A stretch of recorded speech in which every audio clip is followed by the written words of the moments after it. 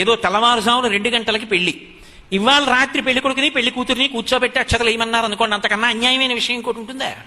అసలు ఆ కన్యాదాత తన కూతుర్ని కన్యాదానం చేశాడా? పెళ్ళయిందా? మంగళసూత్రం కట్టాడా? వాళ్ళిద్దరు ఎలా భార్యాభర్తలు అయ్యారు? నీ కళ్యాణ మండపం దొరకలేదని రిసెప్షన్ పేరు చెప్పి వాళ్ళిద్దరిని కూర్చోబెట్టావా? యువతల వాడు చేసుకున్న గాయత్రి సర్వనాశనం అయిపోయినా నీకు అక్కర్లా. ఏమని ఆశీర్వచనం చేయాలి వాళ్ళిద్దరికి పిల్లలు పుట్టాలని? ఎక్కడైనా ఓ ఆడమగా పక్కన కూర్చుంటే వెళ్ళి అక్షతలేసి మీకు ఇద్దరికి దీర్ఘసుమంగళీ భవ, అమ్మ సుపుత్రాప్రాప్తిరస్తూ ఈయన వల్ల అనొచ్చా? వాళ్ళిద్దరు ఎవరు దంపతులు ఎలా అయ్యారు? ఆడపిల్ల తండ్రి కన్యాదానం చేశాడా? పిల్లాడి తండ్రి ఒప్పుకున్నాడా? ఎలా కూర్చోబెట్టావు ఇద్దరిని పక్క పక్కన? పిలిచి ఆశీర్వచనం చేయమని ఎలా అడుగుతున్నావు? ఎలా వేస్తారు?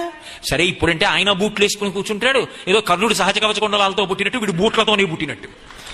ఆ రోజున మాత్రం ప్రత్యేకం కోటు వేసుకుంటాడు, కోటు వేసుకుని బూట్లు వేసుకుని వాడు కూర్చుంటాడు. వాడు ఎలా వాడికి అక్షతలు వేయడం? అసలు బూట్లు వేసుకున్న వాడికి అక్షతలు ఏమిటి?